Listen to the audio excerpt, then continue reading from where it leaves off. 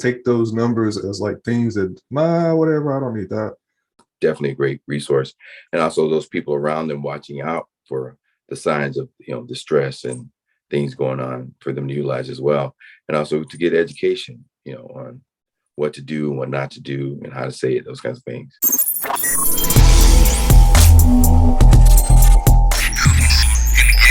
JoeyCutler.com.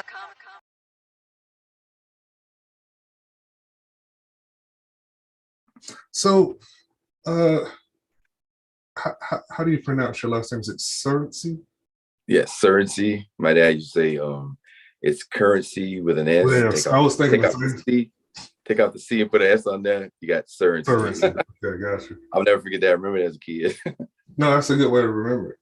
So, yeah. Of course, I have your info on the screen there and all that. Okay. I guess to get started, mental health has always been important. Behavioral health, treatment, people even who may not have behavioral health and mental health issues, staying in good mental health, that's always been important. What do you think as far as being in this pandemic and everything that's been going on culturally, politically, how much more important is that now? And have you seen more of a outreach for treatment for people out there? I think with the pandemic and people being closed, or you get a whole lot of different dynamics, especially, married people, husband and wife, you get a whole lot of, violence and those kinds of things. And those people, of course, when they are subjected to that, need help. Just across the whole spectrum, children and adults, everybody. It's huge. I mean, people are being scheduled like months and months out, that gives you an idea of how the demand is, and the need is huge. And also the providers, we don't have enough providers to take care of those people, so it's huge. The pandemic really has opened up a huge area of need for especially mental health patients, And that same shortage of resources, how much more difficult, or has that made it more difficult or more important for you as far as patient-centered care, like knowing having the time to be able to individualize with each person? Like, are you still able to do that? Because everybody's booked up. I mean, you can call it urgent care or any mental health place, and it's like, yeah, we can see it. It's February, it's January now. They say we can see you in June. So like, how are you still, or is that a challenge? Well, if I'm seeing a patient, speaking for myself, I'm going to give you 100% of what I'm qualified to do. And if you have a need that I'm not able to take care of, I'm going to forward you to someone who can. But I'm going to give you when you're sitting in that chair, I'm going to give you 100% of everything that I have to give you, and I'll make sure you're taken care of, which is difficult in these times, of course, because your time is an issue. However, whatever the need is, the acute need or the immediate need right now, we're just going to be taken care of until a later date when you probably address some other stuff. But the acute need is going to be addressed right then. Okay. How do you what would you say is the difference between somebody who, like you said, acute need versus somebody who's maybe building up to getting to that point? Like, they know maybe they're stressing out from work. Like, how should people try to keep themselves balanced mentally so that they don't drive themselves into a crisis? Or at the first sign, should they start seeing someone? Like, preventive care is always the given thing. You want to see them before actually. But however, in the psychiatric world, we do that through education and just education wise, telling people what to do, what not to do, stress management, those kinds of things. But then when you're actually sitting in the chair, it's kind of like, we're going to address that need, at that time. But we do ours through just basic education, if it's stress, if it's, have a well-balanced diet, exercise, get a lot of good rest, those kinds of things. Just preventive care is very, very important. But, when they're sitting in the chair, it's kind of like, we got to address the need at that time. And then once we get them stable, we're going to help them maintain, and we don't see them as often, but, at that given time, we got to address that need right then. So essentially what you're saying is when it comes to mental health, the whole health picture matters. Like, if somebody's in horrible physical health, that could have the mental health effects on them, or vice versa. Or like you're saying people need to overall health wise take care of themselves to try to keep themselves, at a place to where they're not in a bad place. If that makes sense. Absolutely.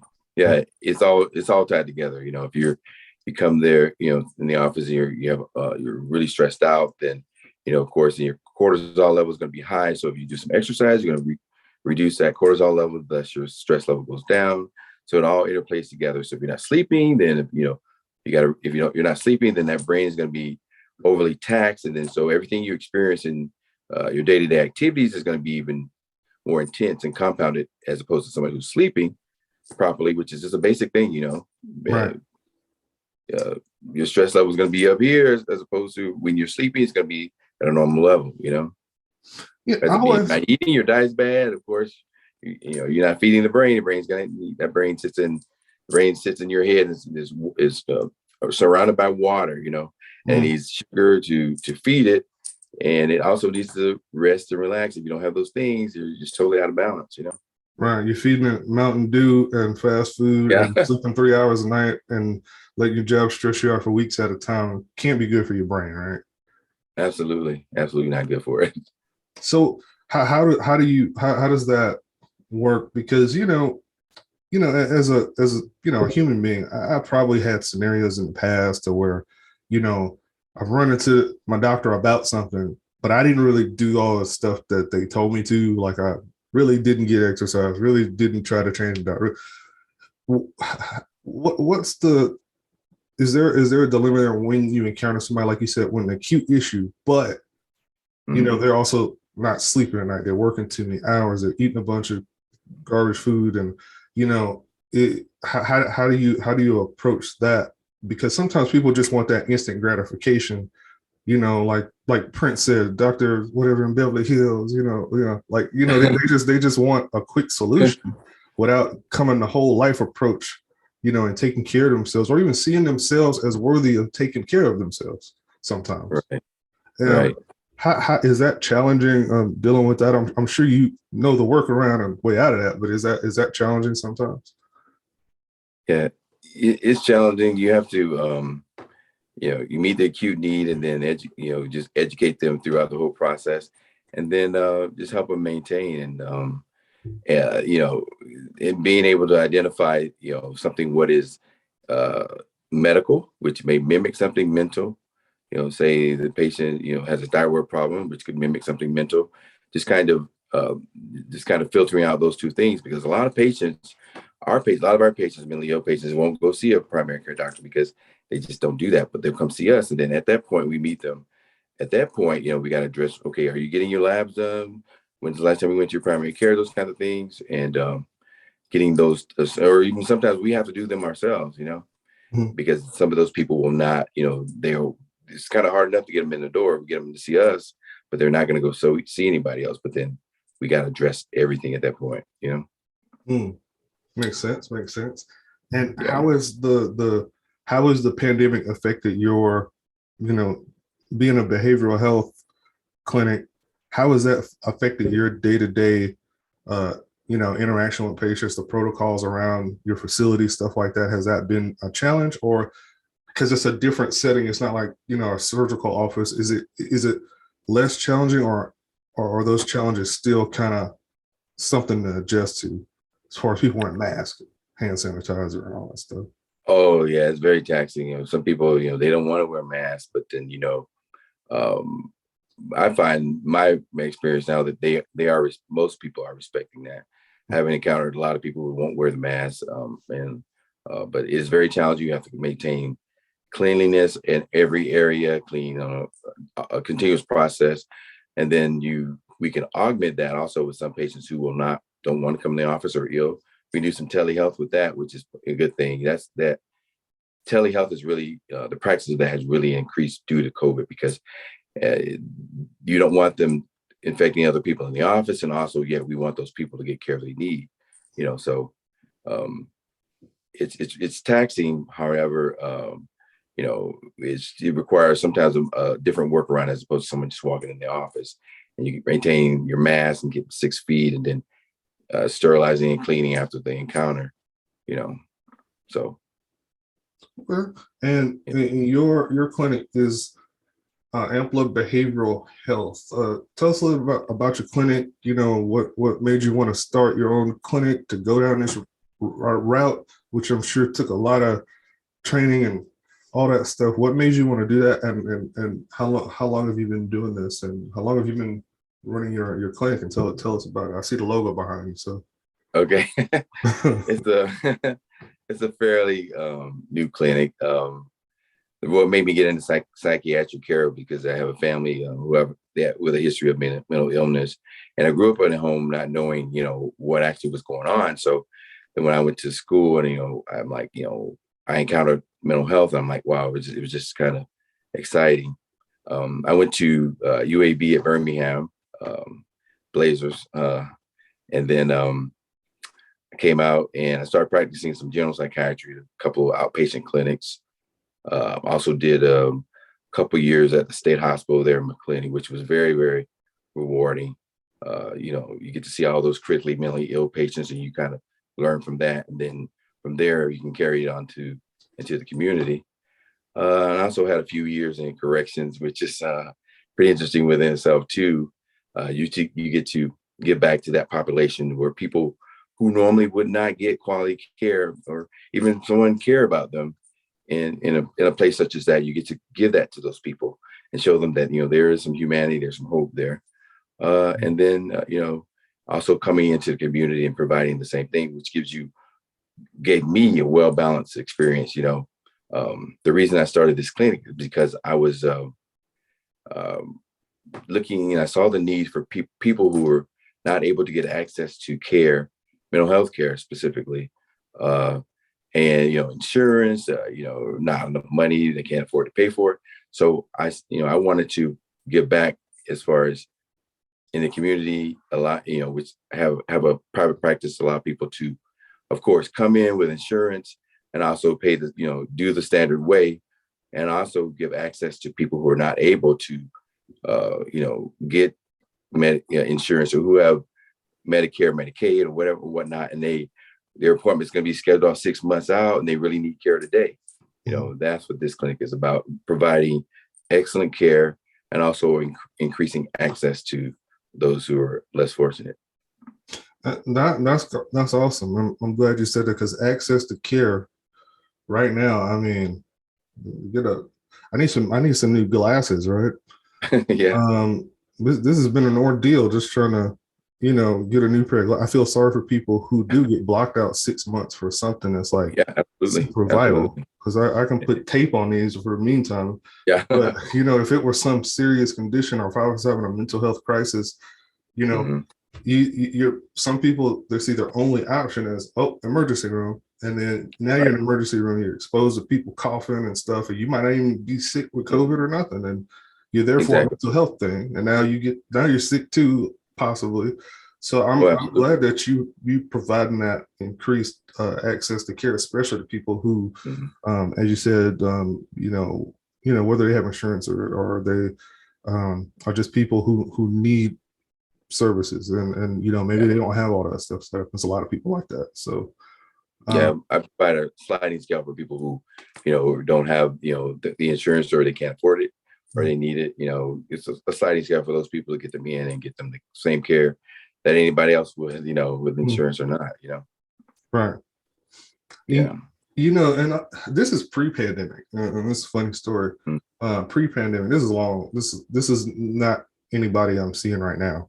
But the reason, when I was reading, I was in psychologytoday.com, and I was reading about your approach, and then plus, the conversations that we had, the fact that you talk about expert care, compassionate care, patient-centered care, That's really important. I had a guy, I'm not making this up. I would sit down and talk to him. He basically would just ask about how you doing, blah, blah, blah. And he literally had a timer set for the 11-minute mark. And no matter what I was talking about, we were done.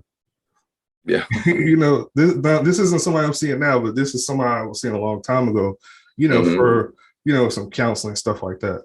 Exactly. Yeah. And I was like, wow, like, does he just do this all day? Like, so to see somebody out here genuinely doing it, I mean, that's great. And we need more. We need to multiply you by about 300 right about now. Thank you. People stressed out there. And Absolutely. speaking of that, what do you have a pediatric patients at all, like kids? Do you deal with the young folks too, or? Oh, absolutely. Yeah. I have a pediatric, I have a adult clinic, and I have an adolescent clinic, which I'm proud of.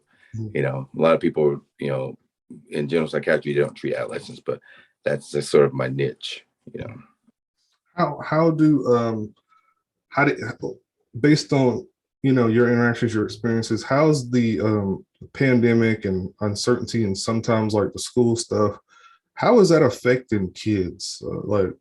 Are you seeing more? As far as the pandemic, I haven't seen a lot of situations that are specifically involving the COVID-19. However, the same stuff, still exists with ADHD, in the schools, oppositional disorders, depression, anxiety, specific to that area. I enjoy really working with parents, helping with, being a resource for them as far as interacting with schools, helping them, with accommodations, those kinds of things, and also managing the medications. That's the most specific thing. People, uh, out of out of city, like way as far as Pembroke Pines, Miami. We do a telehealth conference that way, and we also talk periodically offline, and if something's going on. So I'm pretty proud of that clinic.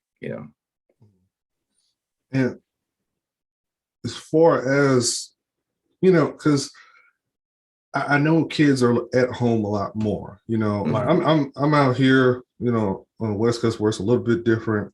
There's some more restrictions. Florida's a little bit different, and that's probably an understatement. But so we have kids, they're out of school a lot. They're doing school from home, or even after school activities they were do, like local youth centers and stuff. They're not really open like that anymore.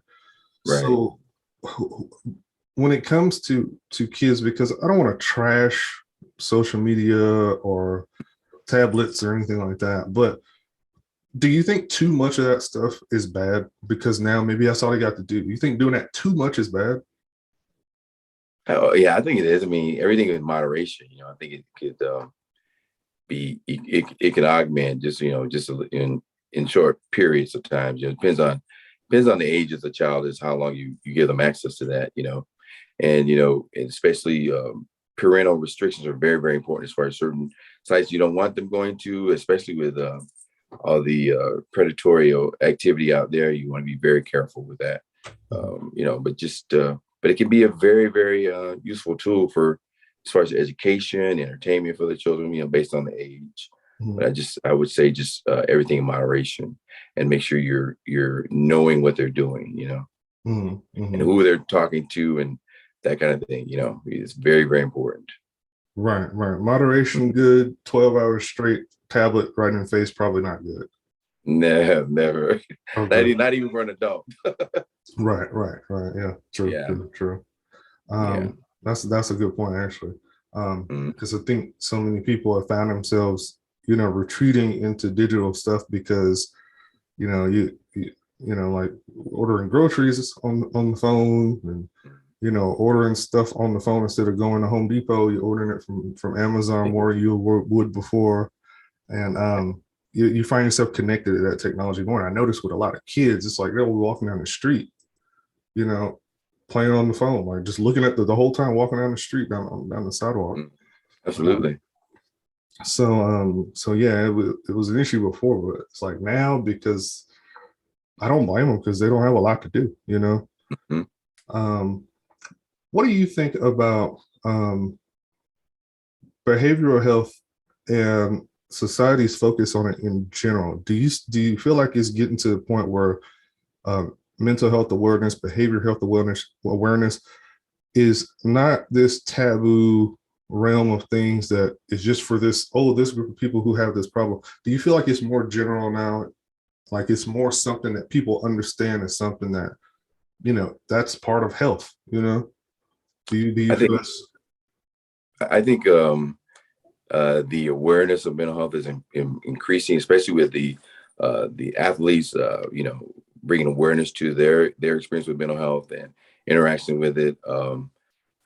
I think in the African American community, it's still somewhat a taboo or something you really don't want to talk about, which is Mhm. very, very unfortunate because we have a lot of issues that can be prevented or taken care of if we actually go into the office and follow the instructions. Mhm. I find I experience a lot of people who come in and they say, I want that, I want this, and they're not going to get the total care that they can get, uh, you know, if they follow the instructions and, if if the community was a little more trusting of that, of mental health providers, find that there's a few people that are not as trusting and they won't follow instructions, that you can't really get the full extent of the care that you would get normally if you were, were following instructions or not.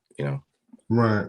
I think things are improving. People can talk about it a little bit more openly, and whatnot. But I think there's still ways to go. But I'm happy that we're talking about it more, especially with the pandemic. When people were experiencing a lot of more mentally ill situations or disorders that are becoming more apparent, as opposed to not if they were just out there just you know going not as opposed to being everybody all together at home and Mhm.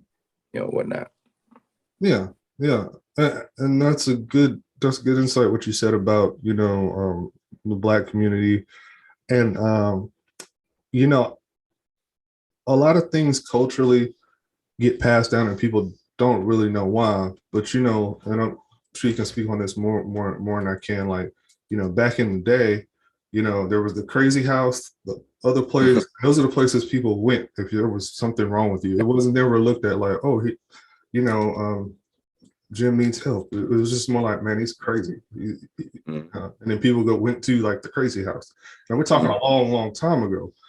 But if you're only talking 2 or 3 generations, some of that stuff kind of resonates, to where it's like, why would somebody trust behavioral health or think they need it Right. or Mhm. think they're normal and just need, uh, you get what I'm saying? Like they just need help versus, oh, there must be something wrong if I have to resort to this instead of looking at it as something that's a health necessity. Right. What do you think about that? Yeah, I think it's a full spectrum, and like the support from all areas. Like I say, it takes a village. Everybody supporting, recognizing when something's going on, disorder is going on, as opposed to saying, "Oh, he's gonna be okay." You just Mm-hmm. gotta just go pray a little bit more. You gotta, just you know, do X, Y, Z, which is which definitely will help. Praying, I love, I'm definitely a prayer. Mm-hmm. However, you still have to utilize what's out there as far as the medicine and the therapy and the treatments that are available to help you get full recovery, which is possible in some areas. you Mm-hmm. know yeah.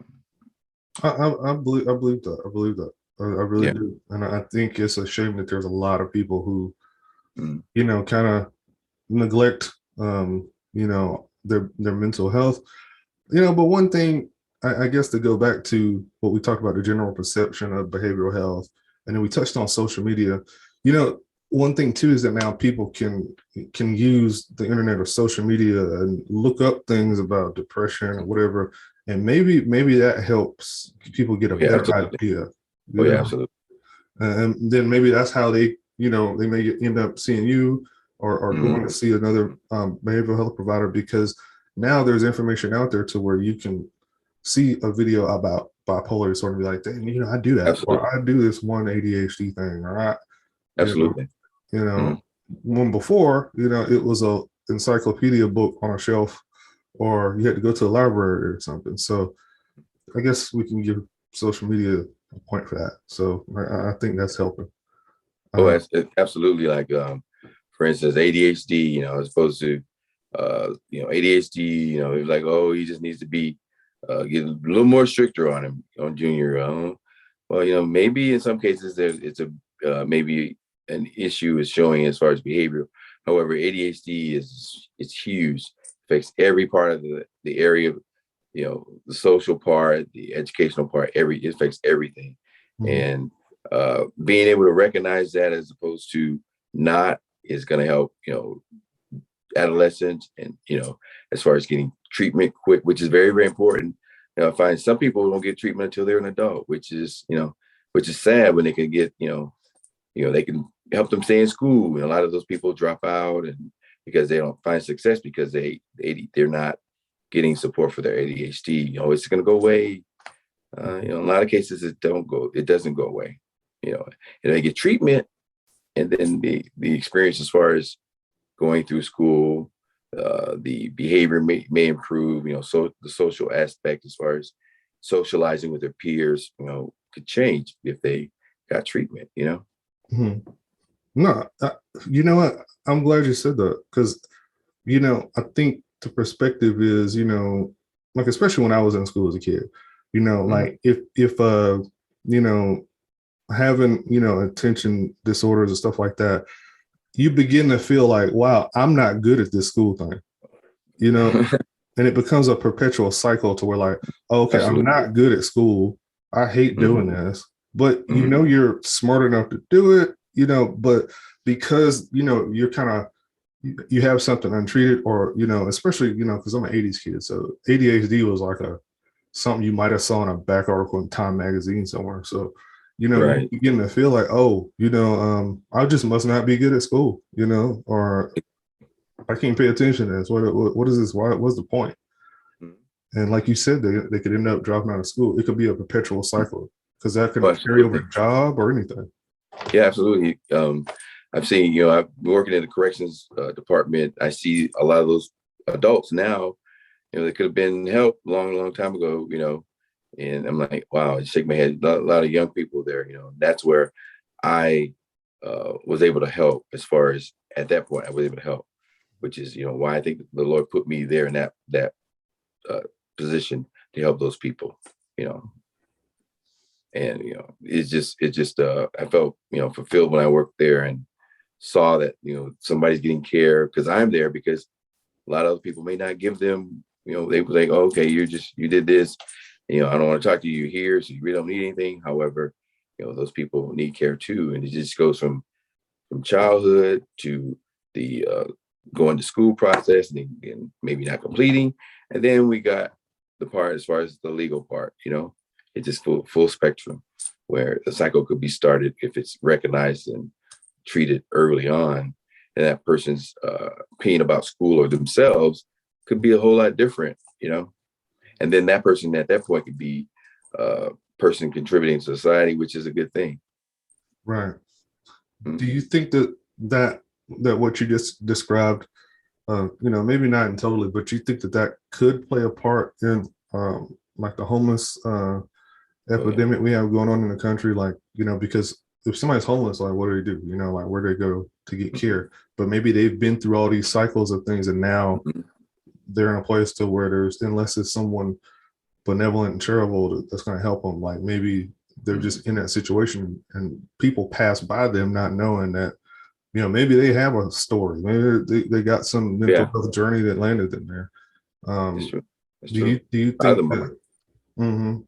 Well, Yeah. what do you, do you think, if we, as a country, I guess we're just like, speaking theoretically now, do you Mhm. think that if we, could do more, that it could reduce homelessness, or maybe get some people back into society, um, contributing to society, being active, being happier in life?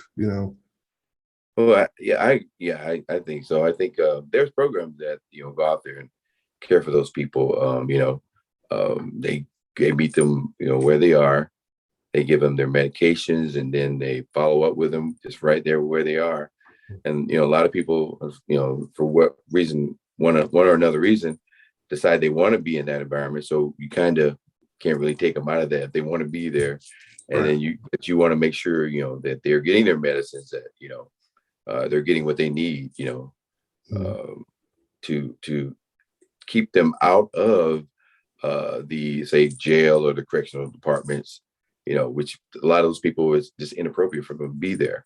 So there's a lot of programs that are developed to help reach those people and keep them out of the system if they're not committing, major crimes. Right. Instead of Yeah, like criminalizing homelessness or criminalizing behavioral health issues, yeah, yeah. which unfortunately we see that sometimes. Mhm. And it's unfortunate. Um, so your where's your practice located in Florida? That's located in Orange Park, Florida, Okay. 1895 Kingsley Avenue, Suite 403. Mhm. It's located on the property of the Orange Park Medical Center Hospital. This practice opened up officially in October of last year. Mhm. Was developing the program, started developing it May of last year, and then got to the point where we could start accepting a few patients in October of last year. Wow. That must have been uphill starting in this pandemic. It's well, actually, the laws had to change, and the laws changed so that we can independently practice. Mhm. Psychiatric nurse practitioners could practice independently. Then everything just began to happen at that point. Mhm. The right now the insurance companies are now just starting to fall in line with the state laws. We're saying, okay, if I provide care, then I can be I can be reimbursed at a certain rate, as opposed to going to the actual psychiatrist, which gets 100%. I would get, say, 75 or 85% reimbursement. So the Mhm. insurance companies are coming around, right? I think Medicaid, a few weeks ago, a friend of mine was telling me that because there used to be a requirement that we had to have a supervisor, psychiatrist supervisor in practice. Right now, that's not needed because the law is changing. They're recognizing the changing of the laws, and then also the greater need for us to be practicing independently, which is what we're trained to do anyway. Right, right, right. And that improves uh access to care for people Mm, because now you exactly. have more providers that can give them care because, for instance, I mean, I've had a uh advanced registered nurse practitioner as my primary care provider, for a while. But if I were waiting on, you know, Dr. So and so, that I mean, I might still be waiting from the last Absolutely, year since I tried to set that up. But absolutely. with this option here, because a few of the states, uh, they set up a while ago to where, like, provider can have their own practice, and stuff like that. And a lot of people don't realize that, you know,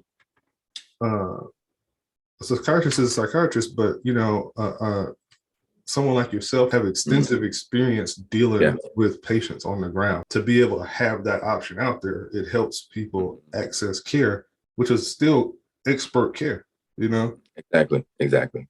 So yeah, cheers to that. I didn't know Florida was ever going to relent, or Florida, Georgia, Mississippi. I didn't know how long that was going to take. It's one of the last ones. Because I was looking at the map like 2 years ago, and I was like, man, Florida's Yeah, never going to exactly. change. So Hey. so what about resources that are out there nationally? Let's say somebody, is watching this, let's say they don't live in Florida, Mhm. and it would be an extreme task or uphill battle for them to find, adequate care, but it Mhm. may not be a go to the emergency room, I'm gonna hurt myself or somebody else type situation. Those Mhm. national resources that are available, like the 800 numbers and things like that, which we'll probably put on the screen here. Should people reach out to stuff like that if they're just at home, and let's say it's snowed in or something, should people not just take those numbers as like things that whatever, I don't need that, or should they utilize that when they get to a point to where maybe they need to talk to somebody immediately, but they can't leave, or they can't locate it? Suicide hotline is a great resource. Those people, can, talk to them, especially where they're at, and help them get some help and resources to them. Also for adolescents, there's a crisis hotline for them, domestic violence hotlines for people in those situations. There's a whole lot of resources, and also SAMHSA for people who, are dependent on opioids. It's great stuff out there. And also those resources can get you to a clinician such as myself, that will, take care of them. So yeah, I think those are great resources. If you're in the house and you're thinking about harming yourself or someone else, then the suicide hotline is also is definitely a great resource. And also those people around them watching out for the signs of, distress and things going on for them to utilize as well. And also to get education, on what to do and what not to do and how to say it, those kinds of things, it's very, very important. And then through our practice, my practice as a psychiatric nurse practitioner, asking about suicide, homicide is one of the key things we have to monitor on every interactions with our patient, very, very key. Yeah. That's good to know. I'm going to make sure I put the information up on the video for that too at the end, so that way, because you never know on a Sunday night, because those numbers are also 24-hour, 24/7. So, if it's a Sunday night before a MLK holiday or something like that, that may be the time just ideal, or a Friday evening, so yeah, I'm glad you co-signed those as well, because I always talk those up, and but for behavioral health, I'm glad I'm actually talking to a behavioral health professional about those resources. To ensure that they're recommended. I guess on the one of the last things I kind of want to touch on is, have you had any challenges? I don't know what it's like in Florida. Have you had challenges with because there's so many shortages in healthcare all around, whether it's nurses or MSAs, or there's pharmacist shortages too in a lot of places. What do you think about that? And if this were something that lasted long term, if someone has, how should someone be proactive to ensure that they can get their medication, even if this pharmacy, it shuts down, and should they get with their doctor and switch it somewhere else? Like, what should they try to do to avoid getting stuck without their necessary psychiatric meds? Like, I'm talking like something you have to take. Just getting into your doctor on a regular basis, just establishing a therapeutic, alliance with your provider, and then they can, if you're getting close to running out, they can, if that particular pharmacy doesn't have a medication, send it electronically, send it to a pharmacy that has it. With the controlled substances, it's kind of hard to do that, because controlled substances can't be switched through unless the provider switches it electronically. But medications that are not controlled substances, they can easily be switched. They say like a CVS, which is nationwide, a national chain, and Walgreens as well. In Walmart, they can be transferred without contacting the provider. If there's not medication at their particular pharmacy they get it from. So it basically being proactive, getting refills, and establishing a good relationship, or communicating with the provider, so that they don't have to come in to get a visit in order to get those medications. But if you haven't seen a physician in about a year or so, you got to come in. But if you've gone on a regular basis, they know you're stable, they know your condition, then they can send it wherever you choose, in order to make sure you're not running out. Right. And if they can't get in touch with you, like on the phone, like the patient portals and things like that, you know, is that another way to be proactive to kind of communicate with your provider and say, hey, you know, that one controlled substance prescription you provide me, that pharmacy hadn't answered the phone in a week. You know, you could send as a message versus maybe calling, you know, and you know, trying to catch this person in between things, but they're always kind of in front of the computer, right? Like, I mean, is that how? Yeah, you have to, you know, just make sure you're communicating with them. And also, you know, pharmacy is a good also resource too. I think some pharmacies automatically send a notification to the provider, you know, maybe a couple weeks before that patient's prescription runs out, and that way they can send it back, and then there's not a lapse in getting the medication, you know. So Yeah. Yeah, because I talked to a patient a few weeks ago, and she said that she hadn't been to see the doctor because, of course, they're backed up to 2 or 3 months, so she couldn't get her prescription filled. So she came over to my practice, and I took care of it. But for that reason, she couldn't get in for about 3 months. So therefore, I mean, she's going to be out of her medication, which means she's not going to be she's not going to be able to sleep because she had insomnia.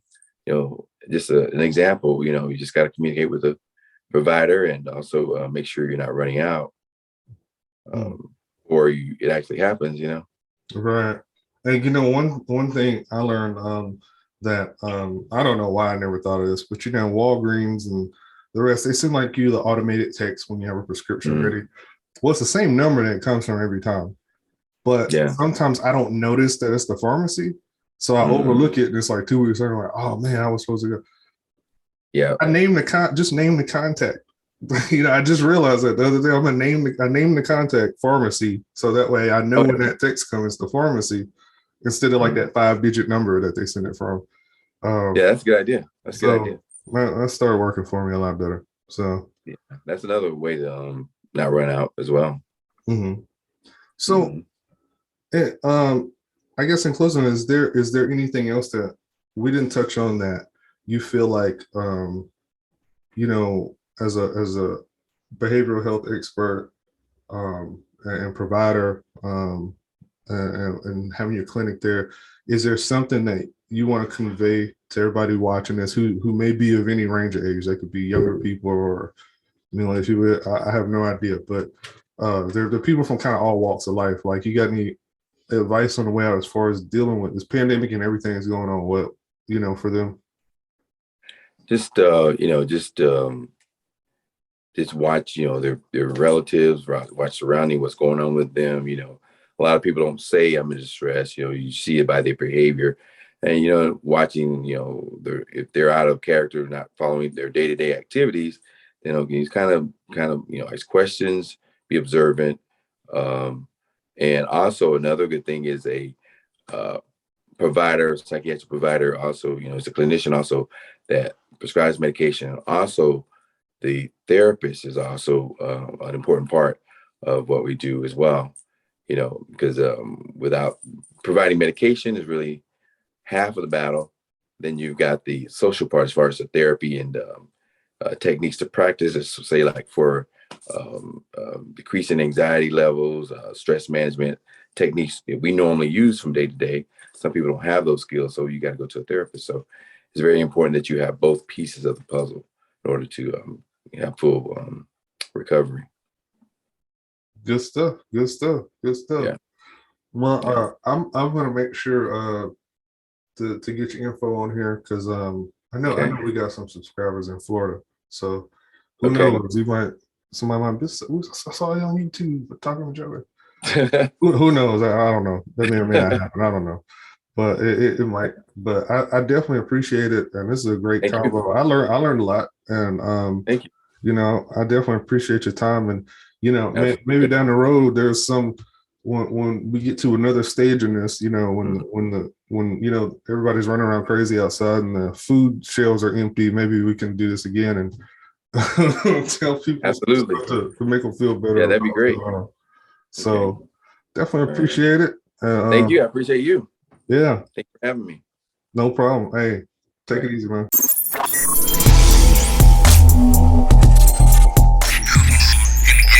Joey Cutler.com.